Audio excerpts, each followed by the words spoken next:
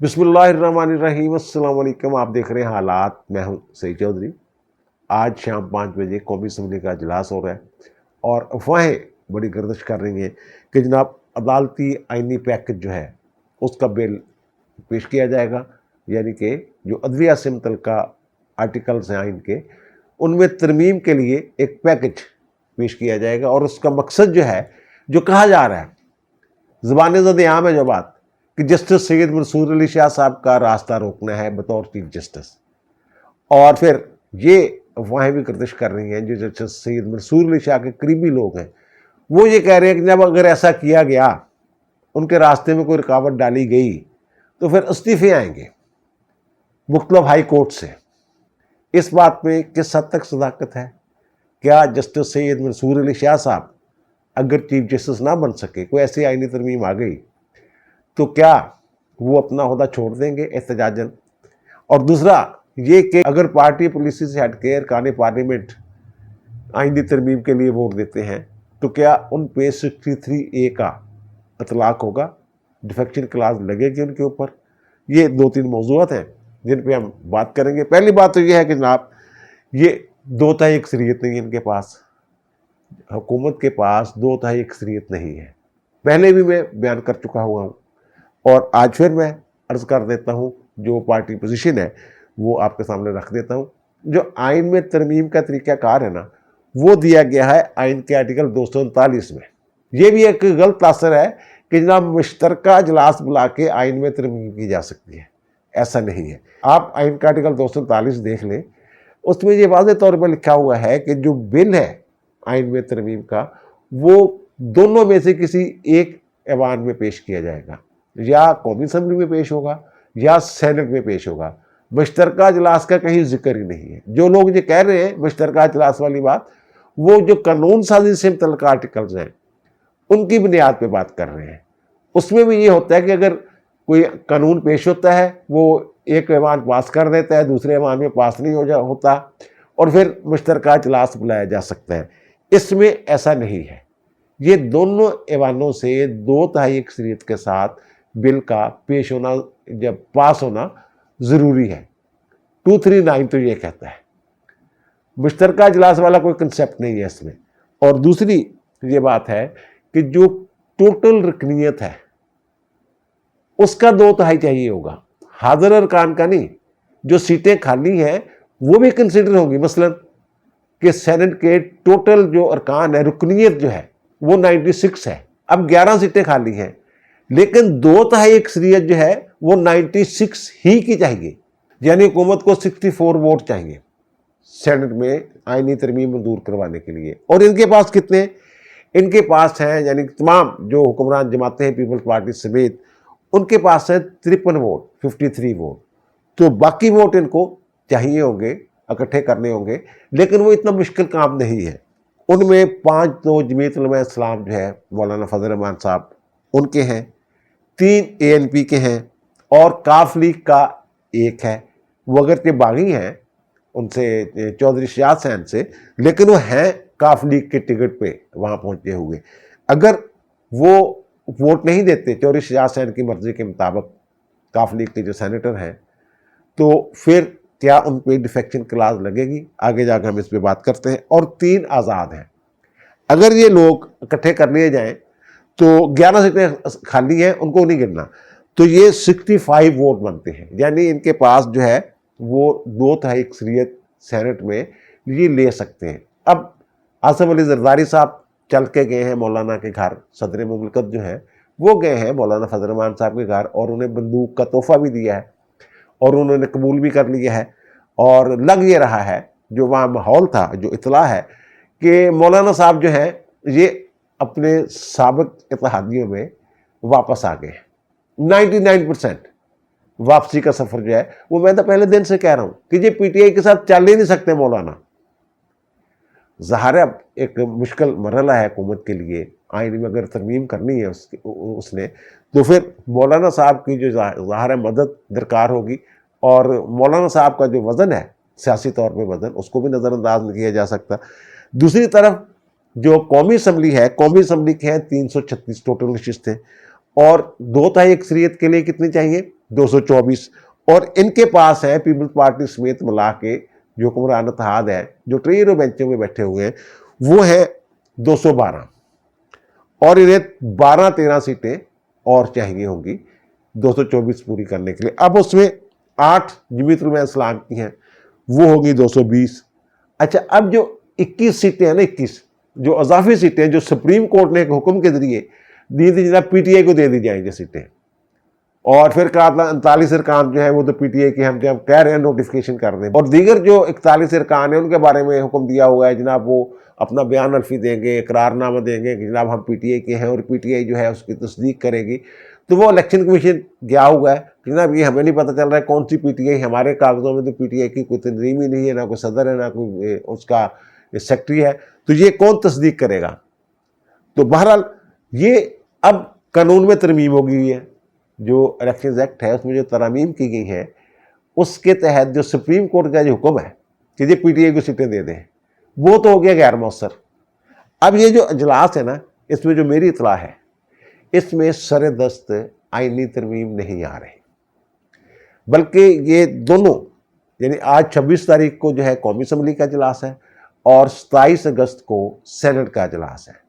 ان دونوں اجلاسوں میں کچھ ایسا ہونے والا ہے کہ ان کی 2/3 اکثریت جو ہے وہ آپ کو نظر آنا شروع ہو جائے گی قومی اسمبلی میں بھی اور سینٹ میں بھی۔ سینٹ میں تو جوڑ توڑ کر رہے ہیں نا یہ، لیکن قومی اسمبلی میں جو معاملہ ہے، قومی اسمبلی میں یہ ہے کہ جو 21 سیٹیں 21 لوگ جو تھے مخصوص نشستوں پہ، خواتین اور اقلیتی نشستوں پہ جو لوگ آئے تھے وہ حلف اٹھا چکے ہوئے تھے، ان کو ڈی نوٹیفائی کیا گیا سپریم کورٹ کے حکم پہ، اور وہ جو لوگ ہیں کیونکہ سپریم کورٹ کے فیصلے کو غیر مؤثر بنا دیا گیا ہے الیکشن ایکٹ میں ترمیم کر کے، تو وہ جو 21 نشستیں ہیں یہ انہوں نے واپس لینی ہے، بحال کرنی ہے۔ اس کے 2 طریقے ہو سکتے ہیں، ایک تو یہ کہ ایاز صادق صاحب جو ہے اس قانون کی روشنی میں الیکشن کمیشن کو ایک مراسلہ بھیجیں، خط بھیجیں کہ جناب اس فیصلے کے ہمارے جو ترمیم ہے اس کے ذریعے وہ جو سپریم کورٹ والا فیصلہ ہے وہ غیر مؤثر ہو گیا ہوا ہے، آپ یہ جو 21 لوگ ہیں ان کو بحال کریں، ان کا نوٹیفیکیشن۔ اور دوسری صورت یہ ہو سکتی ہے کہ قومی اسمبلی میں قرارداد آئے اور اس قرارداد میں یہی مطالبہ کیا جائے اسپیکر سے، سارے کٹھے ہو کے وزن چکنا، بوجھ سارے کٹھے ہو کے چک لیں گے، اور پھر ان سے یہ کہا جائے، مطالبہ کیا جائے کہ جناب ہمارے جو 21 ساتھی باہر بیٹھے ہوئے انہیں ایوان کے اندر لانے کا اہتمام کیا جائے، بندوبست کیا جائے، اس کے لیے آپ الیکشن کمیشن لکھیں یا ڈائریکٹ ان کو بلائیں، جو بھی ہے وہ سارا معاملہ جو ہے یہ ابھی انہوں نے یہ کرنا ہے۔ اور جہاں تک ترمیم کی بات ہے کہ جناب ترمیم آنی ہے یا نہیں آنی ہے، یہ میں بڑے وثوق کے ساتھ آپ کو یہ عرض کر رہا ہوں کہ ترمیم آنی ہے، ہر صورت میں آنی ہے۔ اور جو انتظار ہو رہا ہے کہ جسٹس قاضی فائز عیسیٰ کے جانے کے بعد 24 اکتوبر یا 25 اکتوبر کو سید منصور علی شاہ صاحب چیف جسٹس پاکستان ہوں گے، میں بار بار کئی مرتبہ یہ عرض کر چکا ہوں کہ حالات میں اگر تبدیلی نہ ہوئی، اور میں یہ بھی عرض کر رہا ہوں، اشارے کرتا رہا ہوں کہ حالات میں تبدیلی ہونی ہے، اگر حالات میں تبدیلی ہونی ہے تو پھر سید منصور علی شاہ صاحب جو ہیں وہ چیف جسٹس نہیں ہوں گے۔ اب کئی ایک جو ہے فارمولے وہ زیر غور ہے، ایک تو یہ کہ 2 الگ الگ سپریم کورٹس بنا دی جائیں وثاق جمہوریت کی روشنی میں، اس کی طرف بھی بہت سارے لوگوں کے ووٹ ہیں۔ ایک یہ ہے کہ چیف جسٹس کا جو ٹینیور ہے وہ مقرر کر دیا جائے اور اس کا اطلاق اسی دن سے ہو جس دن وہ آئینی ترمیم کی جائے، اور اس طرح جسٹس قاضی فائز عیسیٰ صاحب جو ہیں اگر ان کو 3 سال کا ٹینیور مقرر کر دیا جاتا ہے تو پھر وہ باقی پیریڈ جو ہے وہ پورا کریں گے، سید منصور علی شاہ صاحب نہیں ہوں گے۔ اور ایک اور جو چیز ہے جو جس کے امکانات میری نظر میں سب سے زیادہ ہیں، چانسز، اس کی وجہ قاضی فائز عیسیٰ صاحب ہیں۔ جسٹس قاضی فائز عیسیٰ صاحب کے جو انتہائی قریب لوگ ہیں نا، ان سے میری بات ہوئی ہے، ان کا یہ کہنا ہے کہ جسٹس قاضی فائز عیسیٰ صاحب کو اگر ایکسٹینشن دی جائے گی نا تو وہ کسی صورت ایکسٹینشن نہیں لیں گے، وہ اپنی مدت پوری کر کے گھر چلے جائیں گے، ایکسٹینشن نہیں لیں گے۔ ہاں اگر عمومی ایک قانون آ جاتا ہے، عمومی ترمیم آ جاتی ہے جس سے قاضی صاحب کی جو مدت ہے عہدے کی وہ بڑھ جاتی ہے، تو پھر انہیں کوئی اعتراض نہیں ہوگا، اور اعتراض ہونا بھی نہیں چاہیے، کسی کو بھی اعتراض نہیں ہونا چاہیے، کسی بھی جج کو۔ فرض کریں کہ جو ہائی کورٹس کے ججز ہیں ان کی ریٹائرمنٹ کی عمر پہلے بھی ایک دفعہ ہوا تھا ایسا مشرف کے دور میں، تو ان کی عمر 62 سال سے 65 سال کر دی جائے، اور سپریم کورٹ کے ججوں کی جو ریٹائرمنٹ کی عمر ہے وہ 65 سال سے 68 سال یعنی 68 ایئر کر دی جائے۔ اسی طرح جو بیوروکریٹس ہیں یا سول بیوروکریسی ہے، سول ملازمین ہیں، ان کی ریٹائرمنٹ کی عمر میں بھی اضافہ کر دیا جائے۔ اور یہ جو پینشن کمیٹی ہے نا، اس نے ایک فارمولہ دیا بھی تھا کہ پینشن کا بڑا بوجھ ہو جاتا ہے، نئی بھرتیاں کرنی پڑتی ہیں، اس لیے ان کی جو ریٹائرمنٹ کی عمر ہے نا اس میں اضافہ کر دیا جائے۔ تو یہ بھی اگر ایسا ہو جاتا ہے کہ پورے پاکستان کے جو ملازمین ہیں، سرکاری ملازمین، ان کی ریٹائرمنٹ کی عمر میں اضافہ ہو جاتا ہے اور ججوں کی ریٹائرمنٹ کی عمر میں اضافہ ہو جاتا ہے، تو پھر تو کسی کو اعتراض نہیں ہونا چاہیے۔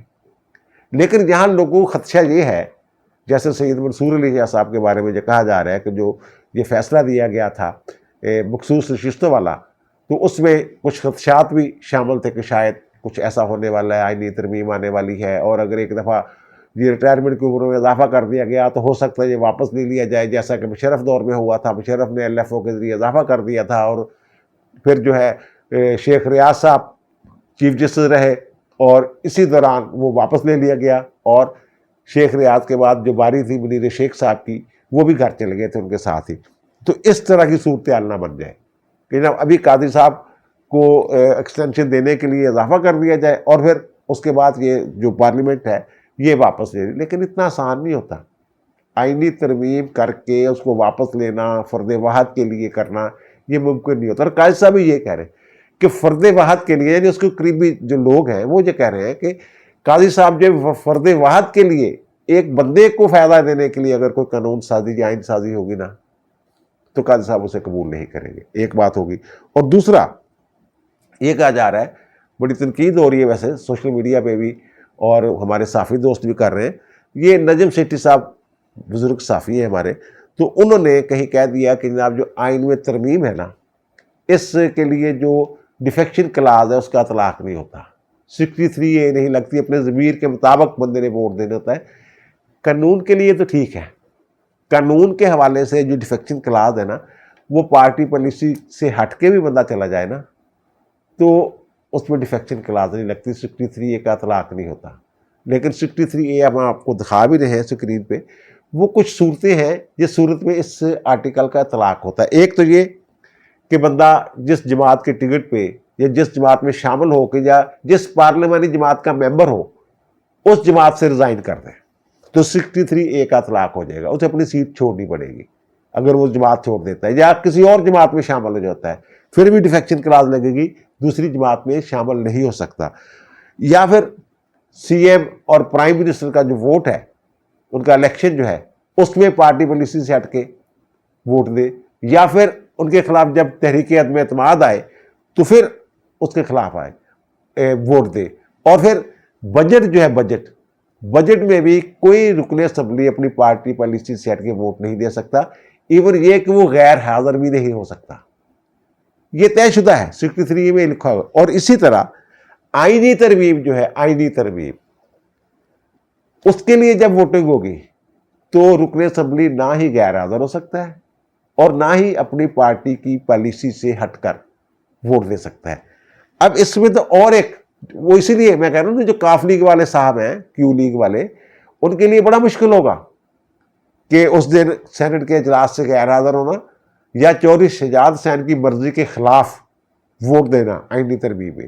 اور جو پنجاب اسمبلی والا کیس تھا، جب حمزہ کی اور پرویز الہی کی حکومت کا جھگڑا بنا ہوا تھا اور معاملہ سپریم کورٹ میں گیا تھا بدیال صاحب کی عدالت، اور پھر جناب آپ نے دیکھا وہ کیسے ری رائٹ کیا گیا، انہوں نے کہا جناب ووٹ وہ گنا ہی نہیں جائے گا، جو 63A کی خلاف ورزی ہوگی نا جو بندہ کرے گا اس کا ووٹ گنے گی نہیں آپ۔ دوسرا یہ کہ وہ فوری طور پر اس کی سیٹ جو ہے وہ خالی ہو جائے گی، اس کی رکنیت ختم ہو جائے گی اس بندے کی۔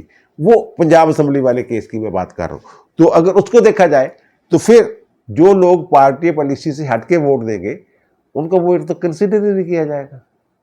اور دوسری جو میں جسٹس سید منصور علی شاہ صاحب کے حوالے سے بات کر رہا ہوں، یہاں بڑی باتیں ہو رہی ہیں جناب، اصولوں کی باتیں، جج بڑے اصول پسند ہوتے ہیں اور وہ ریزائن کر دیتے ہوتے ہیں۔ ابھی حال ہی میں جسٹس عالیہ نیلم جو ہے یہ تیسرے نمبر پہ تھی لاہور ہائی کورٹ کی. ان سے اوپر 2 جج تھے, جسٹس شجاعت علی خان صاحب اور جسٹس علی باقر نجفی صاحب. ان کو نظر انداز کر کے ان کو چیف جسٹس بنایا گیا. تو جیسے فوج میں ہوتا ہے, جن لوگوں کو نظر انداز کر دیا جاتا ہے آرمی چیف کے لیے, سینئر ہو وہ ریزائن کر جاتے ہیں. اور یہاں بھی بہت سارے لوگوں کا خیال تھا شاید یہ ریزائن کر جائے. نہیں, ایسا نہیں ہے. سپریم کورٹ میں, ہائی کورٹ میں متعدد مرتبہ ایسا ہوا ہے.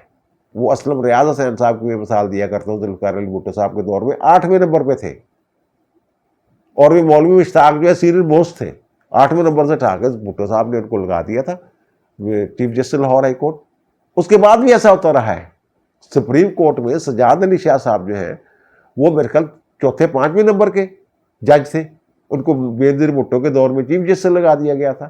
اور ان کے اوپر جو تھے وہ دل میں تو رکھ کے بیٹھتے ہیں غصہ. مولوی مشتاق نے تو بڑا غصہ نکالا تھا نا بھٹو صاحب پر, تو وہ لیکن ریزائن زون کوئی نہیں دیتے. تو میری ایک صاحب سے بات ہوئی جنہوں نے پی سی او کے تحت طلب اٹھا لیا ہوا تھا. تو میں نے کہا یار آپ تو بڑے اور طرح کے جج تھے, بڑے اصولوں والے. ان کا نہیں یار, وہ ہم یہ ہے کہ اگر ہم ریزائن کر کے چلے جائیں گے نا پھر کوئی اور آ جائیں گے ہماری جگہ, اور جب وہ آئیں گے تو پھر وہ استعمال ہو جائیں گے ان کے ہاتھوں میں جنہوں نے پی سی او کے تحت ہمیں حلف اٹھوایا دوبارہ. تو وہ کہتے ہیں ہم سمجھتے ہیں کہ ہم کسی نہ کسی انداز میں کہیں نہ کہیں وہ مزاحمت کر سکتے ہیں, ایک بات. اور دوسرے جو ججز کی سائیکی ہے, ان کی جو سوچ ہے, جو میں نے دیکھا ہے, وہ یہ سمجھتے ہیں کہ ادارے کے اندر رہ کے ہم زیادہ بہتر کام کر سکتے ہیں بجائے اس کے کہ احتجاج کریں اور ریزائن کر کے گھروں کو چلے جائیں. اور ایک بات یہ کہ یہ کچھ ٹریڈ یونین تو ہے نہیں کہ جناب ایک جج کو جو انہوں نے نظر انداز کر دیا تو باقی ججز جو ہیں وہ استعفے دے دیں. وہ کیوں استعفے دے دیں؟ یا ٹریڈ یونین ہے یہ کوئی؟ اچھا ہے ویسے تو, اگر سیاسی بنیادوں پہ استعفے دینے ہیں تو پھر تو یہ گند صاف ہونا چاہیے, اچھا ہو جائے گا, اور آ جائیں گے. یہاں ایسا بھی ہوا ہے کہ 25-25, 30-30 جج جو ہیں لاہور ہائی کورٹ کی, یعنی کہ 40 سیٹیں جو خالی رہی ہوئی ہیں, گنتی کے چند جج رہ گئے تھے اور گند صاف ہو گیا تھا سارا. پی سی او والے سارے فارغ ہو گئے تھے لاہور ہائی کورٹ کے جج. تو اب یہ جسٹس سید منصور علی شاہ صاحب جو ہے, ان کے جب یہ لاہور ہائی کورٹ کے چیف جسٹس ہوتے تھے نا, ان کے کچھ رپورٹروں کے ساتھ, صحافیوں کے ساتھ بڑے اچھے مراسم ہوتے تھے.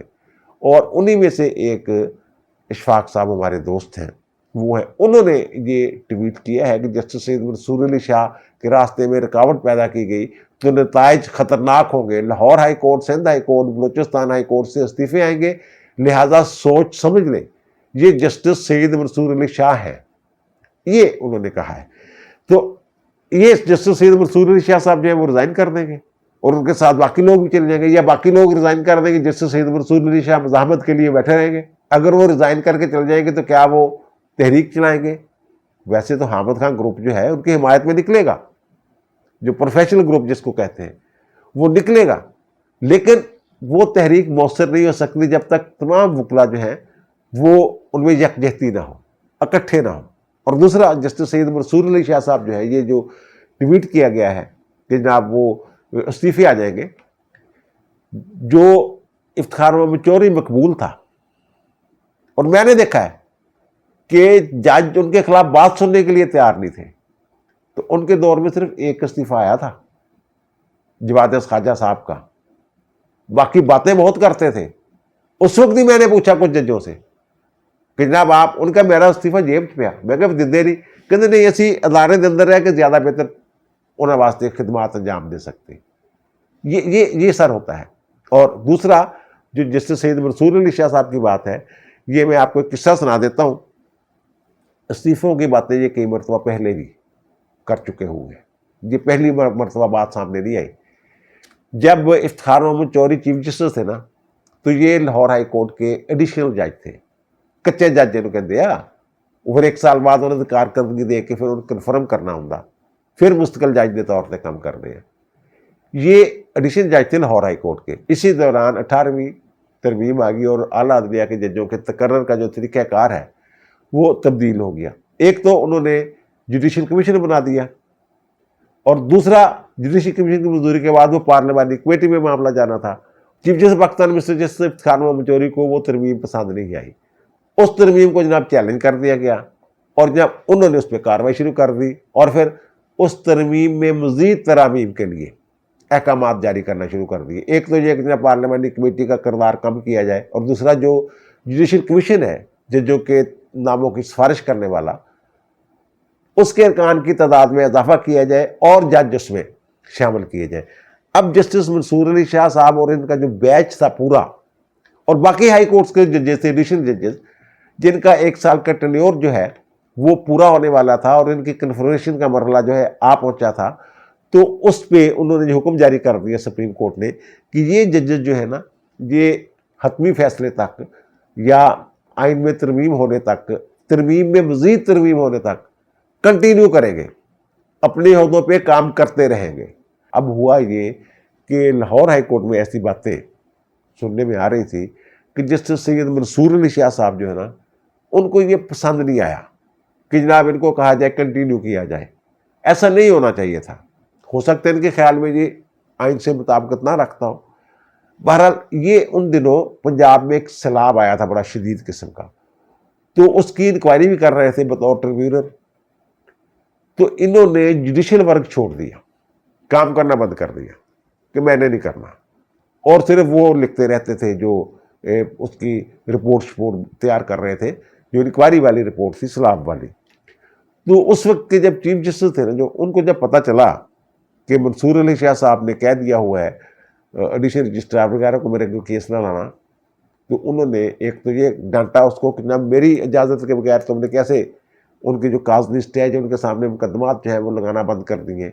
और दूसरा उन्होंने पैगाम भिजवाया जस्टिस सैयद मंसूर अली शाह साहब को कि भाई साहब, अगर तो आपने काम करना है तो वेल एंड गुड, अगर काम नहीं ना करना आपने बहाना करके, तो फिर आपकी कन्फर्मेशन की मैं जो है सिफारिश नहीं करूँगा, क्योंकि मुतलका हाई कोर्ट के चीफ जस्टिस ने सिफारिश करनी होती है। उन्होंने 2 टोकन को पैगाम भिजवाया, रात को पैगाम गया, रात को ही काज लिस्ट जारी हुई और दूसरे दिन ये कोर्ट में काम कर रहे थे।